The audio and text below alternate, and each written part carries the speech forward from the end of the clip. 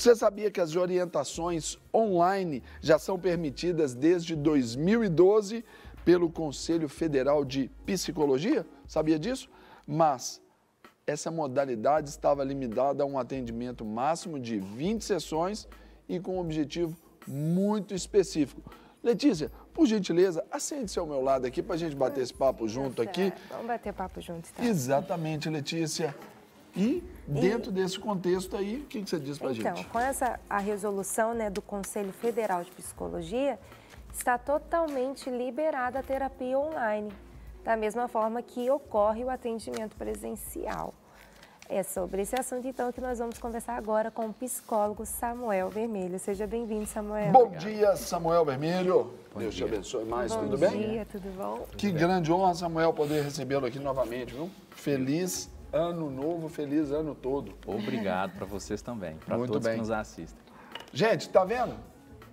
Terapia online. Como é que você pensa disso? Funciona ou quer não trazer a sua funciona? opinião? Quer manifestar a sua opinião?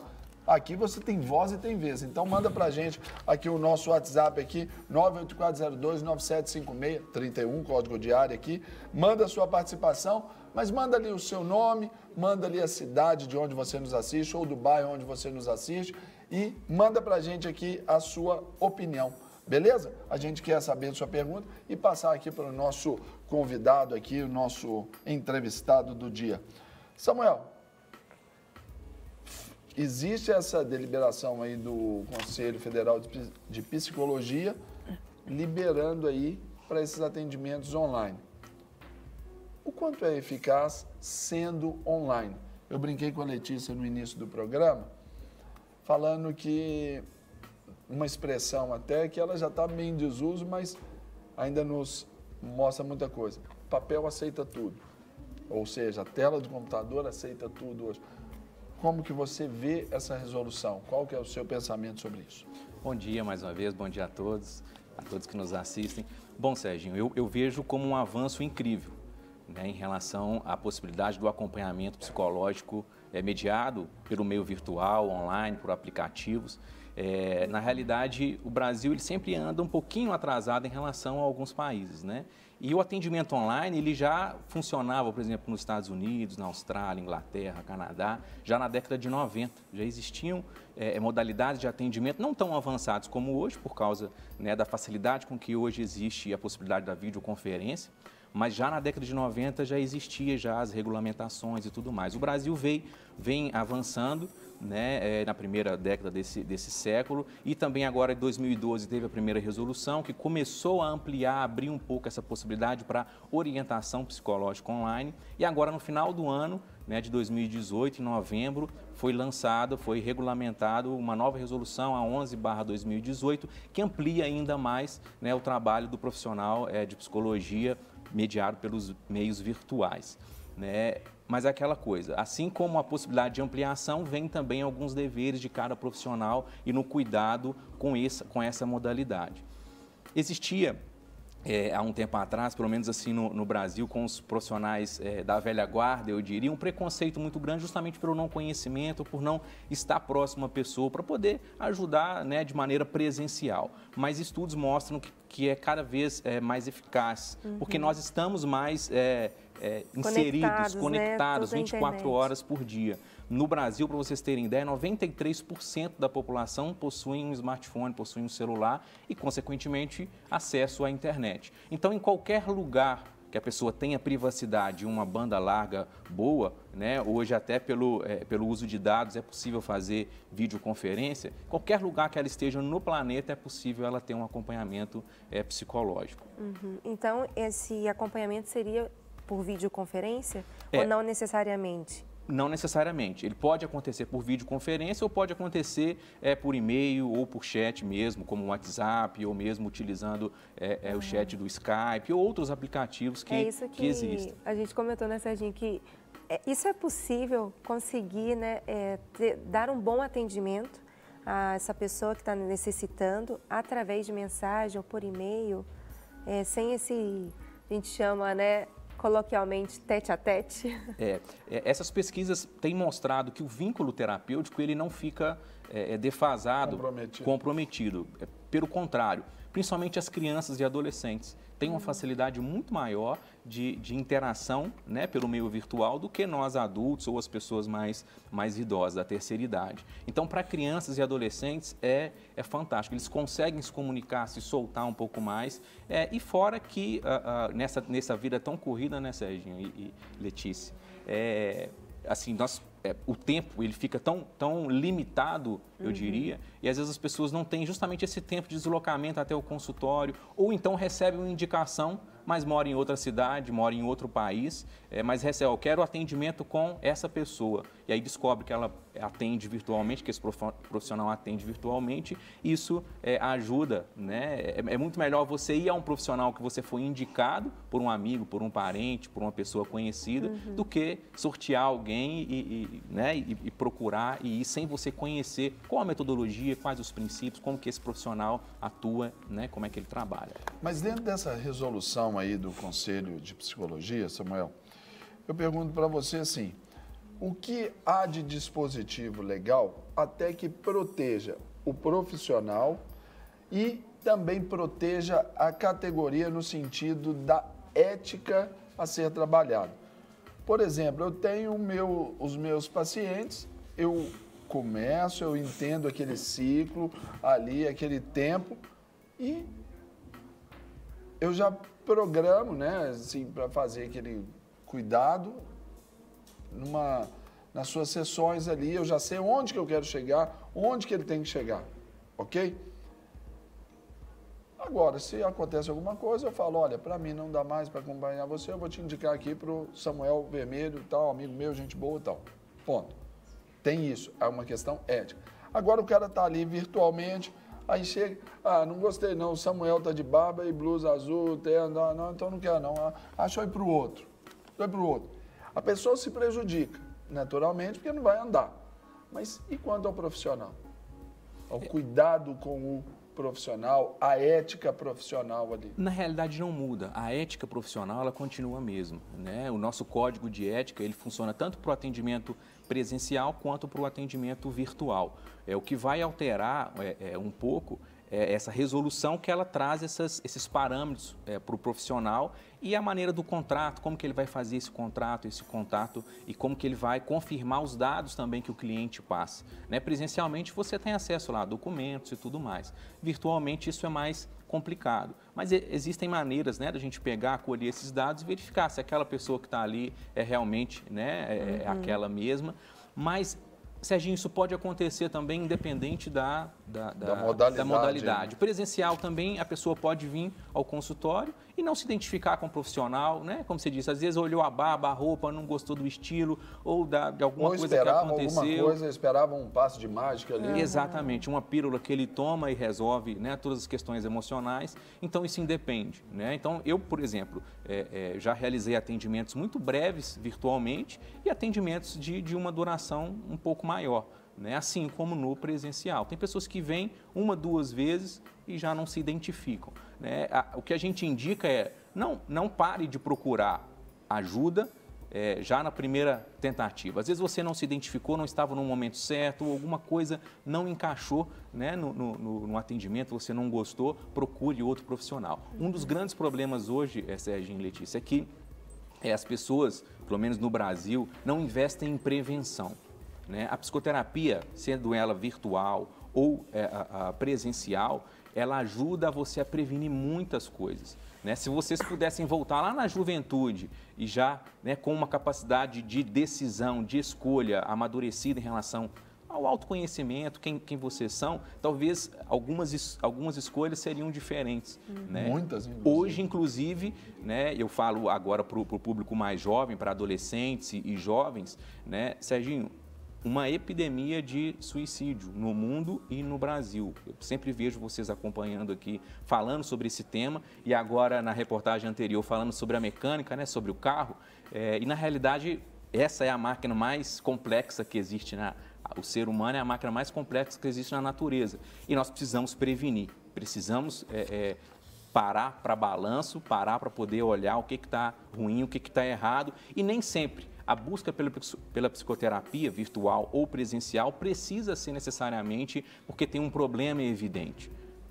para o seu autoconhecimento, para o desenvolvimento pessoal. Tudo isso, a psicoterapia, ela te ajuda, né? Não só em temas complexos, eu diria. Com certeza. E agora, nós temos um depoimento sobre a terapia online. Pode colocar na tela aí, produção, Roda, por favor. Fala pessoal, beleza? Meu nome é Thiago, sou advogado, tenho 32 anos, sou paciente de Samuel já tem 8 meses e há 6 meses eu tenho feito as sessões online com ele. E a experiência é positiva, pois para mim não difere nada em relação à consulta em loco.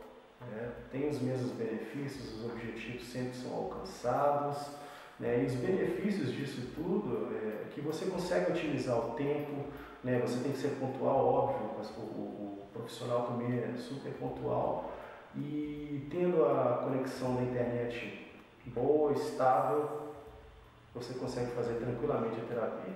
Olá, eu sou Josileide Paz, atualmente eu moro em Portugal e estou aqui para falar um pouquinho, né, de como tem sido o atendimento online, algo que eu tenho vivenciado nos últimos 3 meses. Eu já posso comprovar avanço, né, já posso comprovar o quanto é positivo, o quanto é importante e eficaz, né. Aconselho, é algo que eu indico, mesmo sendo à distância, por meio de videochamada, mas eu posso perceber já os resultados esperados, né? Eu tenho visto um avanço nas questões que realmente eu precisava de ajuda, e é algo muito bom. É algo que realmente é possível e que pode sim alcançar outras vidas, assim como tem alcançado a minha vida.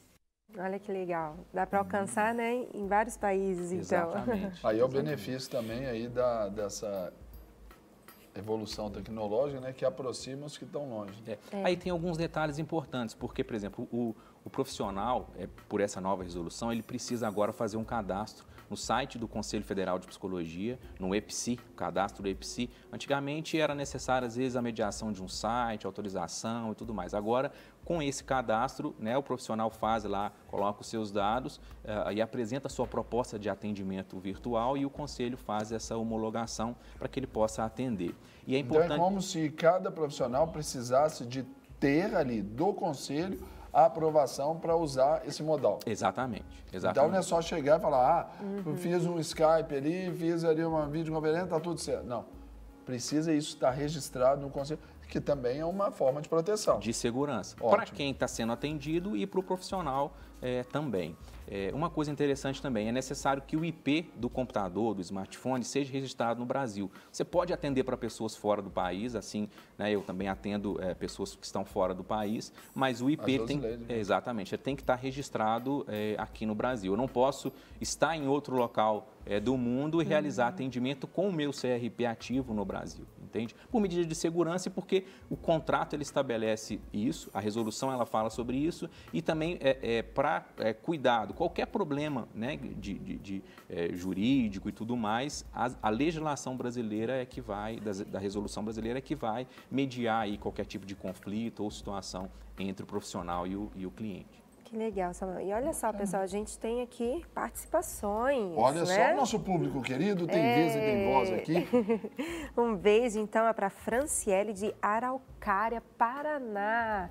Gente, um beijo para vocês aí, todos Beijo aí do Paraná. Gente, nos assistindo aí também. E ela pergunta assim, Samuel, as terapias online são mais acessíveis na questão do valor?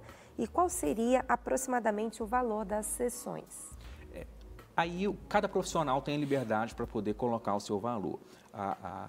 O CFP e os CRPs, eles têm as suas tabelas, né, de valores para cada modalidade de atendimento e acompanhamento psicológico, mas cada profissional ele tem uma liberdade. Então, na realidade, cabe a ela procurar, né, esse profissional que vai atender a demanda, a situação dela, mas que também vai caber no bolso, né, para ela poder também não se complicar. Agora, as pessoas sempre falam, né? Até um tempo atrás havia um preconceito em relação à psicoterapia, porque dizia, isso é só para rico, só rico consegue pagar, ou então só para louco, pessoas com graves transtornos mentais. Serginho, só quem me procura são pessoas normais. vamos dizer assim, loucos não têm problemas, né? Vamos dizer, pontuais. As pessoas que estão, né, no processo de adoecimento, elas tendem a procurar, mas muitas vezes o caldo já começa a entornar, né? É importante que a pessoa ela procure, né, com antecedência, de maneira preventiva. Tem se popularizado muito o acesso ao acompanhamento psicológico. É lógico que tem profissionais, né, vamos dizer assim, com currículos diferenciados, que vão cobrar preços maiores e profissionais que vão cobrar preços mais populares, né, mais sociais. Clínicas também especializadas, como a Clínica Infância Protegida. Então, tudo vai depender muito da situação da pessoa. Então, é possível, sim, ter acesso ao acompanhamento psicológico com preço um pouco mais social ou com preço, né, diferenciado. Vai depender de cada caso. Permita-me a curiosidade, mas e essa relação do profissional? Porque o profissional precisa de cobrar para aquilo ali, porque você não vive de vento, naturalmente. Como que é feita, então, essa cobrança ali, ou o acerto do profissional e o paciente? Virtualmente, que está à distância. Então, aí fica também a critério de cada profissional. Tem profissionais que trabalham com cartão de crédito, né, com o PayPal, se está fora do país, boleto com o PagSeguro, boleto bancário ou a transferência bancária. Aí vai depender de cada profissional e aquilo que for ficar mais tranquilo para o cliente também. Né? Muito bom. Então, a gente vai entender agora, Samuel, você comentar para a gente quais são os tipos de terapia que são oferecidas, para que a gente ilustre isso aí para o pessoal de casa. Como ele diz, é gente normal que precisa de buscar uma terapia. E não precisa buscar a terapia não, que o caldo entornou não, né, Letícia? Com certeza. Letícia já teve um tempo aqui que ela queria morder a gente aqui, tudo assim, unhava e tal. Aí nós encaminhamos, mas deu certo. Ao contrário. Não é isso? Então vamos lá, a produção coloca na tela aí, por favor, né, os tipos de terapia. Individual. Aí, como eu disse, vai depender muito da abordagem, da metodologia que o profissional ele trabalha, né? O individual não necessariamente quer dizer que a pessoa vai trabalhar só questões pessoais, dependendo do olhar do profissional, para aquilo que a pessoa ela vai ser levada a pensar e a trabalhar, ela pode ampliar esse atendimento também para a sua relação mais próxima, familiar, de amizade e tudo mais. Mas a mais comum é o acompanhamento individual. Nós temos também o acompanhamento de casal. Isso. Tem se feito assim, cada vez mais necessário, né, o acompanhamento conjugal, às vezes namorados, às vezes casais, né, já casados oficialmente, que procuram para poder melhorar a qualidade de vida deles e individualmente também, mas a qualidade da relação. Sim. E aí, família? Num todo pode ir pai, mãe, filhos, todos juntos? Na realidade, eu sou suspeito para falar porque eu trabalho com atendimento de família. Sistêmico ali. O atendimento sistêmico. Casal também, individual, atendo, mas sempre, no meu caso, sempre com esse olhar para a família.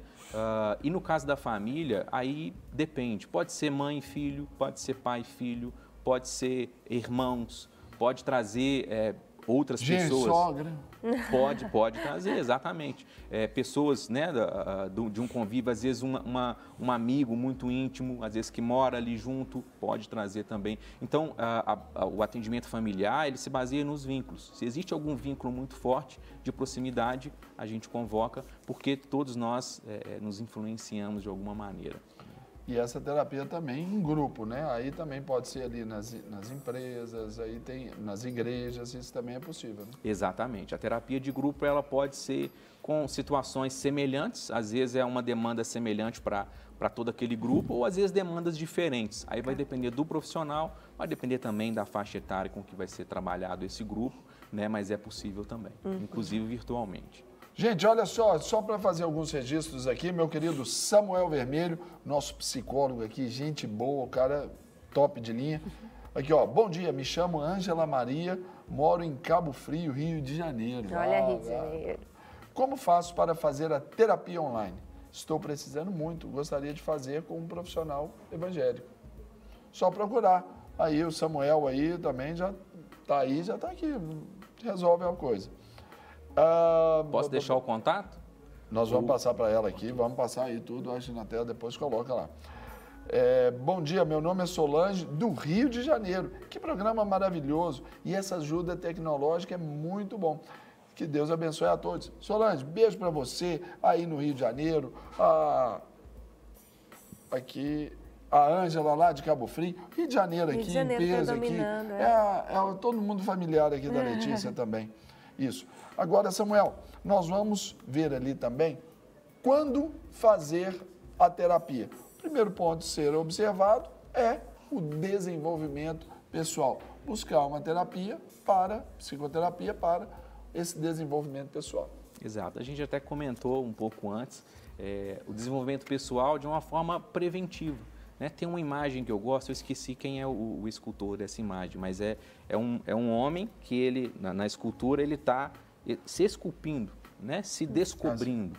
Então, desenvolvimento pessoal é isso, é se descobrir, é ter a capacidade de conseguir se enxergar. Tem tantas características que às vezes os outros apontam na gente e a gente não consegue perceber, né? A psicoterapia, de certa maneira, ela funciona como um espelho para você aprender a enxergar aquilo que você ou não conhece, não tem consciência ou não quer ver. A partir desse momento que você consegue se visualizar, você consegue começar a se descobrir para desenvolver potenciais e diminuir, né, eu diria, pontos negativos da sua personalidade. Sim.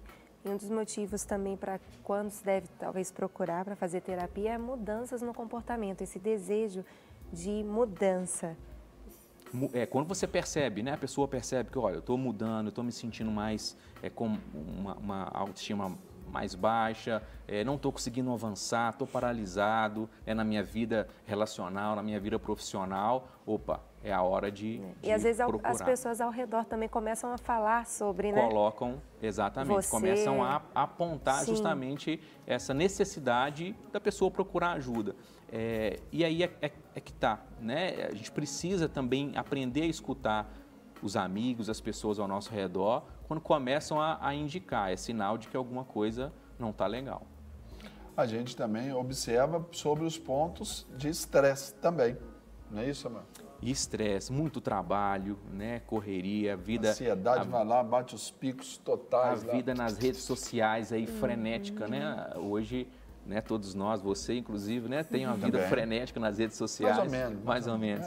E então tudo isso de alguma maneira são indicativos para que a gente possa buscar psicoterapia. Falta de sono ou sono excessivo, falta de apetite ou aumento do apetite. Serginho, nós somos seres biopsicossocial e espiritual. É como uma cadeira, eu explico isso, trabalho isso em terapia. Né? Biológico, nosso corpo biológico, psico, mente, alma, emoções, sócio, de relacionamentos e espiritual, independente da fé ou da crença, todos nós temos essa dimensão espiritual. É como uma cadeira, se você tira um pé, ela ainda fica de pé, mas se tirou mais um pé, ela vai cair. Né? Então tem pessoas aí que estão penduradas em 2 pés ou 3 pés e meio, 2 pés e meio, então isso indica que, olha, o meu corpo começa a dar sinais, eu preciso cuidar do meu corpo, da minha mente, das minhas relações e da parte espiritual também.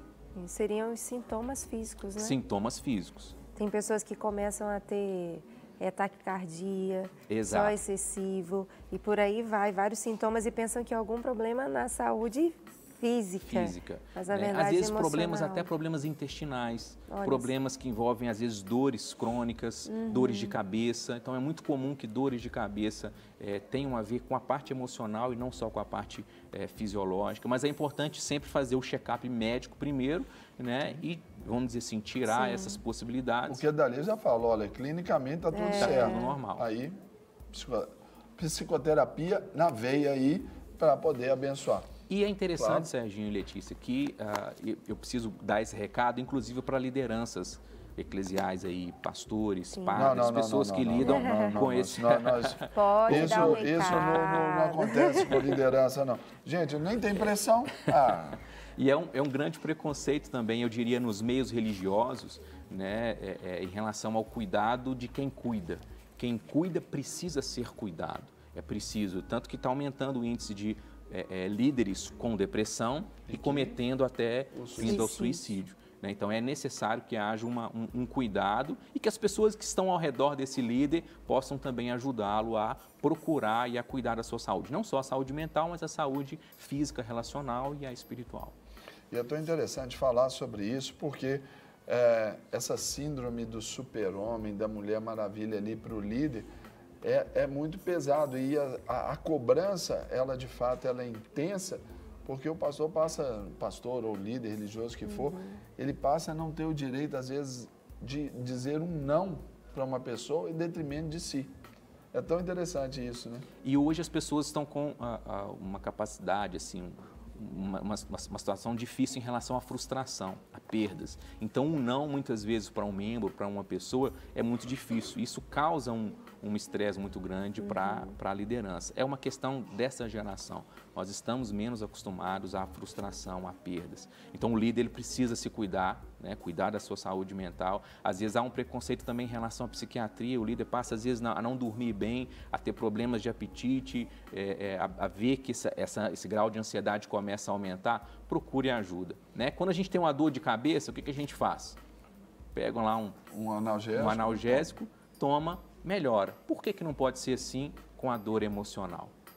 Isso aí eu falo por mim mesmo, porque aprendi que na terapia eu conseguia falar coisa que eu não falava, até por algumas questões pessoais e algumas questões também ali, assim, até dessa responsabilidade. Para quem que eu vou falar? Se eu falo para um, eu posso estar jogando contra. Se eu falo para um liderado, não, de jeito nenhum não vai ter mais o respeito. Se eu falo para a liderança, eu posso parecer que eu estou desqualificado para aquilo ali.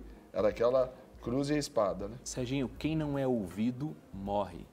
Todo ser humano precisa ser ouvido, precisa ser olhado. As crianças precisam ser olhadas, precisam ser escutadas. Esse é um grande problema, principalmente na infância e adolescência. Os jovens e as crianças estão se cortando, estão se matando porque elas não são olhadas, não são ouvidas. Tem N coisas, N instrumentos, né, para distração, o celular é um deles, videogames, mas elas não são olhadas, não há afetividade, não há troca, não há olhar, não há investimento afetivo na vida das crianças e dos adolescentes. E os adultos também. Idosos, então, né, o índice também de suicídio entre idosos vem aumentando muito. A fé me ensinou sobre isso e quando eu fui fazer o curso de psicanálise clínica, eu comecei também a aprender e comecei a colocar. Eu vim para buscar uma ferramenta para ser usada no ministério, foi uma ferramenta para mim, onde eu aprendi a falar. E então eu entendi que a psicanálise, né, como a psicologia, é a cura pela fala. Eu tenho alguém que me ouve. Isso me compreende, me ajuda a colocar esses pensamentos em ordem.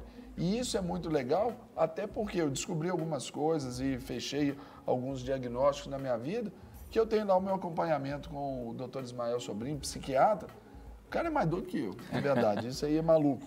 Mas toma ali o remedinho e é vida. Para mim é vida, assim, é aquele estado. Coisa que eu vinha sofrendo com as coisas que eu estava passando, momentos e até questões tão naturais, talvez de uma leitura, eu estava sofrendo. Aí eu falei, não, Serginho, olha aqui, acertou, deu tudo certo. Exato. A medicação, ela é importante, para muitos casos é importante, tanto o trabalho do psicólogo na psicoterapia, quanto do psiquiatra. O psiquiatra, às vezes, com uma medicação, às vezes simples, vai te ajudar a equilibrar e na psicoterapia você vai ter condições de logo não precisar mais da medicação e também da psicoterapia. A psicoterapia ela não é para o resto da vida. Às vezes tem pessoas que fazem um tempo, daí passa mais um outro tempo, ele volta para trabalhar outra questão, né? Tem pessoas que trabalham mais rapidamente, pontualmente, tem profissionais, então depende da modalidade. Mas esse acompanhamento, né, junto com a psiquiatria, às vezes a neurologia e a psicoterapia, a psicologia, isso pode ajudar muito, né, a melhorar e muito a qualidade de vida. Não quer ficar um segundo por fora da nossa programação? Agora você pode nos acompanhar através das plataformas digitais. Não perca tempo, acesse, curta e siga-nos. Fique por dentro de tudo o que acontece por aqui. Rede Super, inspirando você.